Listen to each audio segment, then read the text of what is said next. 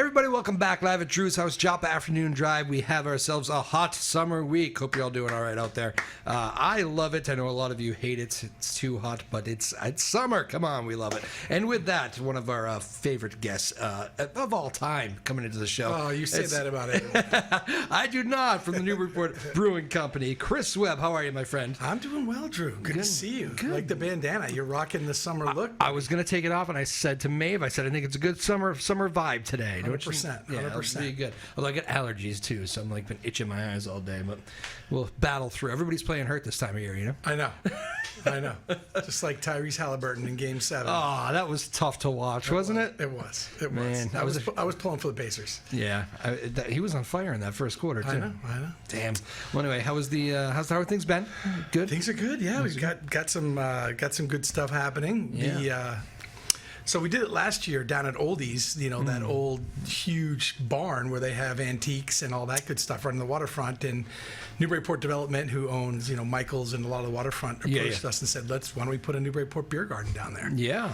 Which has been fantastic. So we did it last year. We're doing it this year, Fridays and Saturdays. So Friday, 4 to 8 in the afternoon. You can get a beer. There's music down there. Nice. We can get food from the point. You can click on your little picnic table QR code. They'll deliver food. Easy breezy. And then Saturdays 1 to 8. So cool. Yeah, it's a great place. What I like to call the live experience. Yep. You don't need to wait in line. There's no reservations. We got cornhole. You can just hang out by the waterfront. It is a beer, beautiful. Have a hard seltzer and chill out while you people watch. It's one of the best people watching spots in the town. Outstanding. Yeah, it is a beautiful spot down there. That was a great idea. You guys had to do that. I also just saw you dropped the big advertisement, at least online you did, for the samples are coming back. I know.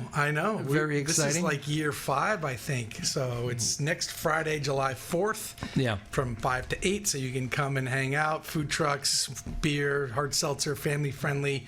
Cool band from Maine called Sea Peoples is opening up. Nice. We'll be big outdoor. We got professional sound guy going, and it's the best party in the summer because everyone loves the samples. It kind of brings you back to when you were in college, or at least if you're my age when you were in college. But it's just fun. It's danceable. It's singable. It's a great time, and we're super pumped to have the samples back. Has that always been the 4th of July? It's around that weekend. Yeah. It's usually around that week. It's not always on the 4th. It's just that the Friday just happened to be a date that worked for them. So, yeah, I mean, 4th of July can be tough, but I'm gonna be here. I'm around. Well, that's the thing, right? You're either gone or you're here, and you're looking for something to do, right? Right. Either it's Friday or Saturday, and let's party, and it'll be a good time. Although that's what I covered Boston Calling, which is taking a break. We just learned next year, but they all say that at Boston Calling, it's like Memorial Day weekend can be difficult, but the thing is, you're either on the Cape or up in Maine and New Hampshire, or you're here. There's a lot of people here still. Right. So it's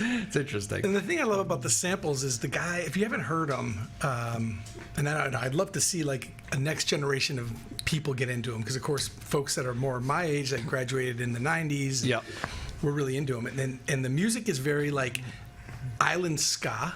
Yeah. Right? So it's reggae feel, so it's very gets you moving, but the guy has a Sting voice. He has that high tenor. So he hits these fantastic notes. And so it's a really nice combo of island music with Sting. That's the way I describe the samples. Yeah. Oh, and Sting has some of that stuff too, doesn't he? He's got some not necessarily, but remember he did that album where he's got was it Shaggy he played with, or Yeah. He definitely has that. Got some stuff. But I love Sting too. So yeah. It's funny. I always stand on this strange ground where I'm more of a Sting solo career fan than the Police. How do you feel about that comment? I feel pretty good about that comment. I am also a Sting solo fan. I mean, the Police were iconic in the 80s. They had their day, and it was a special day. But I definitely, when I'm listening to him, it's more the later stuff. The other thing interesting about Sting, another story, so Sean Mullins, who wrote that song Lullaby that had that hit, and he's been around forever. Who loves you, by the way. He loves me. He called me when my mom passed away. We're pals. Wow. Yeah, he's a good dude. Yeah. I think he's coming back in the fall, so I'm talking to his agent about getting him back. And he was up for a Grammy for Best Male Vocal Performance for that hit. Yep. Everything. He's up there. Gonna be all right. And he lost. Guess who he lost to? Is that right? Guess who he lost? Sting? Yeah. No kidding. Yeah, he lost to Sting. Wow. But if you're gonna lose, like, if you're gonna have a Grammy for best male vocal performance, Yeah. Losing to Sting or like Stevie Wonder, like that's cool. you know? Sting and I were in the same category. And, Yeah, right. If you're losing to Bob Dylan, you're probably not feeling so good about yourself as far as male vocals go. It's funny you talk about the samples, hoping that they span generations, or maybe a new samples kind of comes around, because it's funny, one of my music playing buddies just discovered them the other day, and I told you that in a text message before this, and he was like, have you ever heard of this band? This band is unbelievable. And he's like a 30-year-old musician, so you would have kind of missed that wave. Totally. And I was like, I have heard of them, and they were very big, at least in a moment in time at least.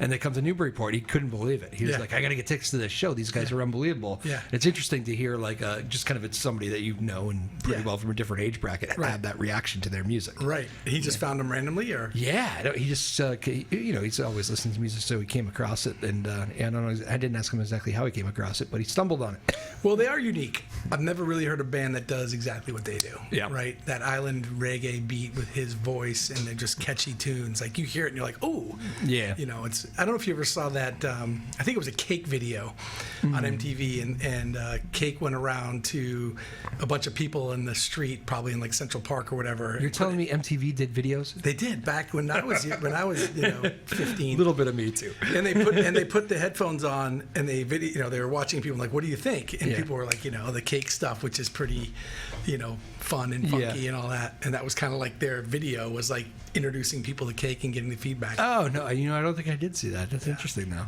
Oh, funny. Yeah. All right, well, anyway, how did that start? The samples? Did you? Is this another? You struck up a friendship along the way, and let's do it yearly. It's not quite the Willie Porter story where the manager for Willie Porter is named Chris Webb, my name, and he's out of like Wisconsin. Sure. And I had emailed him and said, you might be the biggest Willie Porter fan west of the Mississippi, but I'm the biggest Willie Porter fan east of the Mississippi, and we have this name Chris Webb. Yeah. No, I just love them. I loved them when I was in college, and after, when I was living in Colorado, I saw them. So he's from Vermont, the main singer there, Sean, and then he moved to Colorado. So when I was out there being a ski bummer after college, I saw them a bunch in Breckenridge, and I was just like loving them. Yeah. So, as part of the brewery story is music, because Bill Fisher, my business partner, and I are musicians. That's how we met. We do music 6 nights a week at the brewery, do music at the beer garden. Like, that's part of our story. Yeah. So I was like, well, what bands would I want? And so I just reached out to them, and they're like, yeah, she's got a manager, and off we go.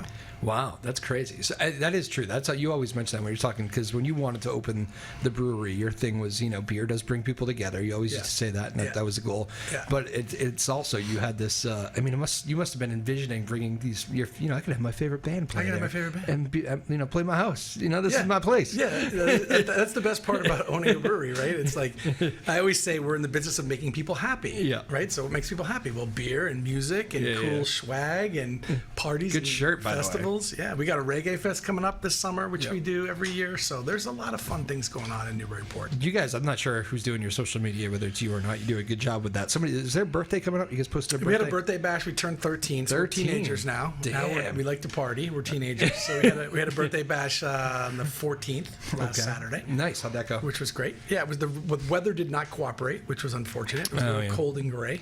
Yeah. I think we're on like 13 weekends in a row or 9 weekends in a row of like gray weather. So I know it's 98 degrees out there, but I'll take the sun and the warmth over the gray and the rain any day. I know. I like the heat, actually, to be honest with you. It makes me, it's cold enough around here. Let's heat up a little bit. Right. Let's get in the pool, get in the beach. How is it? Again, Chris Webb joining us here at Newburyport Brewing Company. We're doing our little, I guess it's our summer outlook show. If you looked back, we probably do this like every year. We kind of preview the summer, you and I. How's the pickleball going?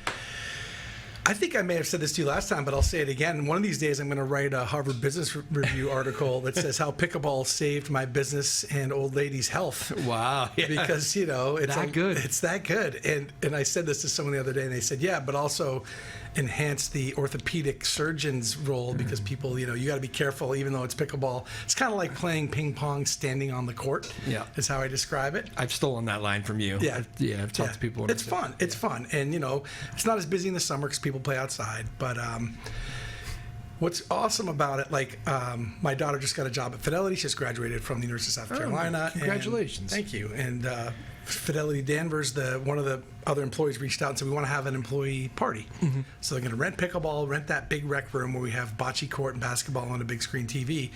So you can just have a party. Yeah. You can bring 30, 40, 50 people. We got 2 pickleball courts. You can rotate in and out. When people aren't playing pickleball, they're throwing bocce balls or shooting baskets or stand-up shuffleboard, getting a beer. Then you can go in the main room and listen to music. So nice. We've really got a nice venue now for events. Yeah.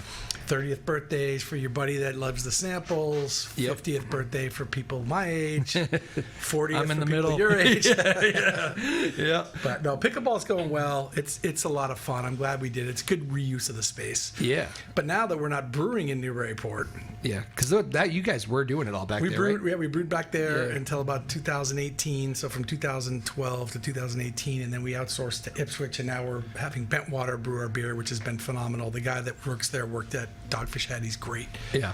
So the beer's as good as it's ever been. But we have to take in beer and unload it. So today, and then reload kegs. So today, it's part of my job. It's like the owner of a business. Sounds so great. You own a brewery. This is amazing. It's every man's dream. I'm like, well, today I was unloading kegs and loading kegs in 98 degree heat. Yeah. I actually tell that story. I don't know if I told you this, but I'll tell it to you again because I think it's funny. When I had the idea to start the brewery, part of it was I had friends that started Nantucket Nectars, and I went through that whole exercise of the Venn diagram. Like, what do you love? What are you good at? And what's there a market for? How can you get paid? Yep. So I was like, well, I love Newburyport. I love beer. I think I'm good at like branding and sales and marketing. I think there's a market for craft brewery in a can. If you look down the coast back in 2011, 2012, there was like a brewery in Portland or a few, Smutty Nose in Portsmouth, nothing in Newburyport, Ipswich, Gloucester, Boston. So everybody had a brewery except us. I thought, we need a brewery. Yeah. So I went over to my business partner who plays trumpet in our 7-piece funk band, and we were watching the Bruins win the Stanley Cup. It was 2011. I plopped down a kind 6-pack of beer, and I said, I'm going to start the Newburyport Brewing Company. He looks at me, he goes, I'm in. I was like, I didn't invite you. But in reality, now you got 2 40-year-old schmucks that are driving into Boston with, doing the corporate thing. Yeah. So, we quit our day jobs. We raised $1 million. We built out this big facility, 8,000 square feet plus. We got all this tanks. We hired brewmasters. Like, we had a blast. And then we took off. We got on Delta Airlines. Like, we were one of the fastest growing breweries. It was great until everybody and their brother opened a brewery, because you see all these zip code breweries, like Amesbury has 3 now, and blah blah blah blah blah. They're just easy to pop up for the smaller, and we're kind of like in the middle. Like, we want to be bigger and we built to be big, but you're fighting that fight, Yes. a knife fight. But my joke to Bill is, if I had gone to your house that day and said, instead of I'm going to start a brewery, I'm starting a manufacturing plant of a perishable product, a low margin, because I don't make beer, I make money, a low margin perishable product in a competitive environment. He would have been like, good luck with that. So it's everybody's dream to own a brewery until you realize you're running manufacturing in a low margin perishable product in a highly competitive environment. So we were able to switch that and stop sleeping in the brewery, outsource that, and then turn the brewery into more of a destination for fun with the music, with the rec room, with the pickleball, with the beer garden, with the samples and the outdoor fun concerts. And that's really what it's all about. Yeah. No, it is crazy. And, you mentioned there's still a lot of breweries. I still see some pop up. I do notice, I think you guys have done, I'll ask you what the magic trick is, but it seems like a lot of these breweries pop up for really a year or two, and some of them are gone, and some of them turn into different breweries, some of them turn into cafes, some of them are condos. Like, what is the trick to keeping a brewery going? The secret sauce? Yeah. I think there's a couple things. If you're doing a small brewery like Riverwalk did initially, and like if you go to Mill 77 or Silvaticus. Are you guys friends, by the way, or do you guys? No, we're all friends. It's a great industry. Yeah. Right? Craft beer, right? People that start breweries are usually pretty cool. They usually like to have a good time. They like to have a beer. I mean, Gotcha, occasionally you meet someone that you're like, not my favorite guy, but for the most part, we'll call them to say, hey, we would go pick up hops from Smutty Nose or give growler caps to Riverwalk. Like, we share, and that's great. Yeah. But Mill 77, Silvaticus are great examples of like a small brewery without food, bring in food trucks. it's a lifestyle business, so you're not building it with, we raised $1 million, so we have investors, so we have to build this growth business to try to get big, which is really hard to do. If you're just building a little lifestyle thing, you're pretty much okay, because if you only have to pay like yourself and your wife, you're fine. Yeah. Outrider, which recently closed in Amesbury, they had taken over the Amesbury Ale House, which is a very big building, and they took over more of it to put their brewery in. They did tons of food, and food is not very easy to make and not very high margin. And they never, I think their biggest mistake was they never went to wine or liquor. Yeah. So if you only want beer, you're psyched to go there, but then you've got this big nut in terms of your monthly. So you just got to keep it tight and small.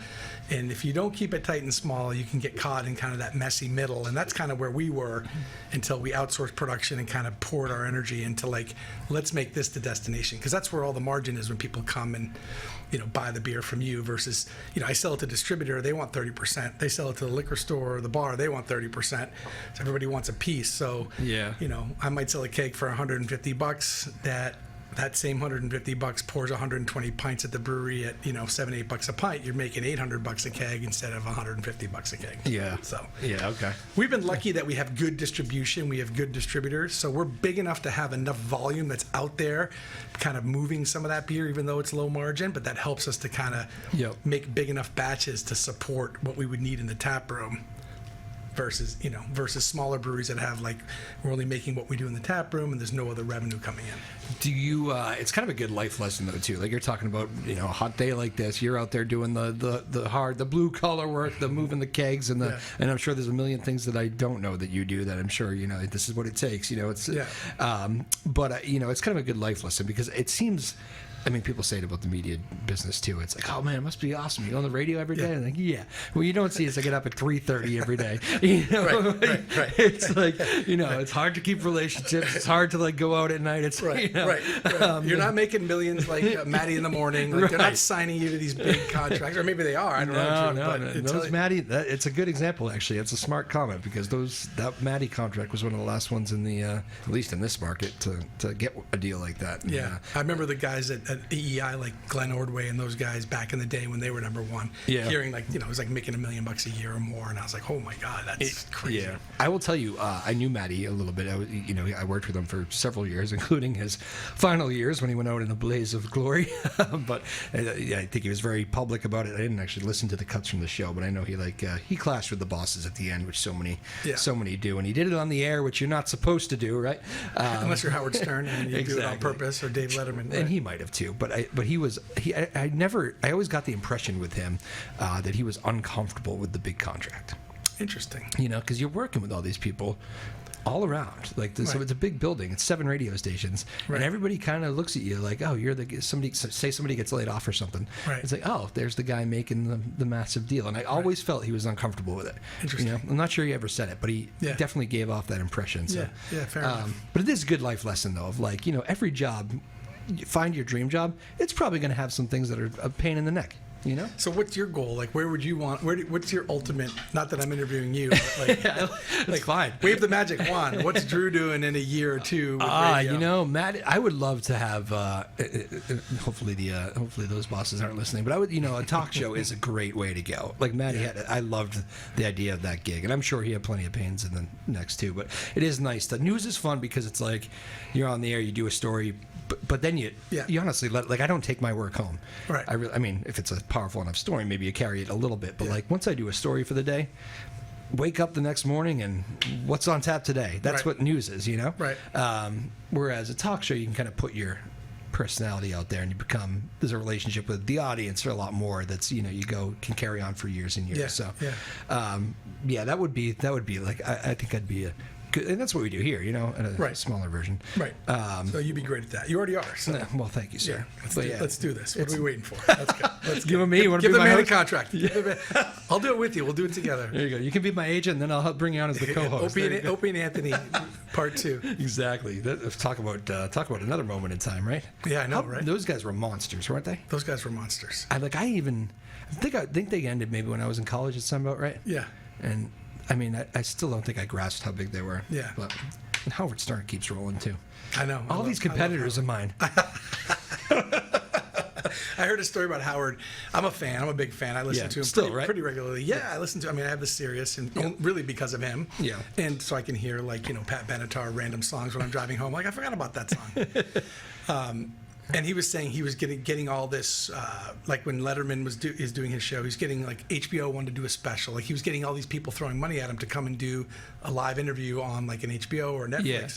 He's like, well, I already do that, and Sirius is already paying me to do that, right? So he's like, so it's like, why would I go and do another one when I'm kind of doing it now? Yeah. Which I thought was, it's kind of cool. Like he wasn't just going to chase the last buck and have some loyalty to that.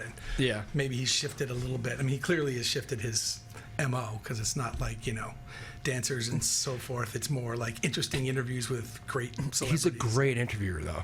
I mean, he gets, well, first of all, he gets people on there. He's clearly, even if he offended people earlier in their careers, they have grown to respect him. He just kind of grew up, right? He's a different. That's why I always tell people, like I'm a big Dave Matthews fan, which I may have mentioned to you before, and like there were people at Boston Calling talking about like, I can't. Oh man, Dave's the headliner. Like I'm just not a big Dave fan. I never liked him since college, and I'll be like, that was 25 years ago. Like, do you know how many albums he's released? Like, he's got kids now. He writes about them. He's like, it's a lot of good stuff out there. You're just talking about Crash. Right. Like there's a whole career you've missed. Right. I don't know. I always find that stuff to be interesting. And it's like, same thing with Stern. He's like, he's a different person now, but he's still great. It's just different. What do you like about him as an interviewer? Like, what do you notice that makes him so good? He gets people to open up, which I like. And the format helps with that too. It's like, when you go in there, you got to be in there for, 2 hours or whatever you sign up for. But you're in there for the long haul, so you're not going to be able to dodge these questions. Right. He's going to ask you the tough questions. Yeah. And he does it, though, in a respectful way, I find. He does, he asks really hard questions. I remember he had, like, Hillary Clinton, right? I watched the interview with Hillary and Howard Stern. Howard Stern was a massive Hillary Clinton supporter. Right. And after she lost, she came on the show. And I was like, if she did that interview before, like, I think she might have won the damn election. Right. Like, people like that were, like, I have relatives that were, like, kind of on the fence, like, they don't like Trump, but, you know those people that were really struggling with it. Yeah. And I was like, if they just heard that Hillary Clinton, like, that's the person. That's the person you get. She's brilliant. She has all these stories. Like, and I always thought, like, go watch the Hillary Clinton interview. I don't think you'll say another bad word about her with Stern, because it just, you get to know who the person is. I guess that's, in the long way, that's what I like about Howard Stern, is you get to really know the person when it's over. Yeah, I like that. I think that's important for politicians to show their humanity. Be a normal person, because the everyday Joe is like, if I can't relate to you, I think that's really why people vote for who they vote for. It's some policy for sure, especially if you're extreme on either end. But a lot of it is like, can I relate to you? Yeah, exactly. Do I like you? Exactly. Right. And even Trump today. I heard his cuts today on the Iran-Israel thing, and he's getting on flying off on a Marine one, and he gets on the helicopter, and right before he talks to the media, and he goes, "These two guys, they're being ridiculous." He drops an F-bomb. Yeah, I heard that. I'm like, that's why people. I mean, people relate to that. He did talk to you in a normal way. So it is what it is. There's our political section of the show. Yes. We do not support I do not support the current candidate, but I'm loyal to my country. You're well said, sir. Just to be clear. Is it tough running a business in that class? Because I mean, I'm talking, you got beers flowing and everything. I'm sure you walk into some of that stuff and go, "Oh boy, what's happening?" A lot of our regulars are, say, on a different political spectrum than me, but we have it up on our wall. No politics, no religion. Do you say really? Yeah. Oh, okay. Yeah. Because you can't win those arguments, and then people get offended, and it's like, just keep your thoughts around those two concepts and topics to yourself. Yeah.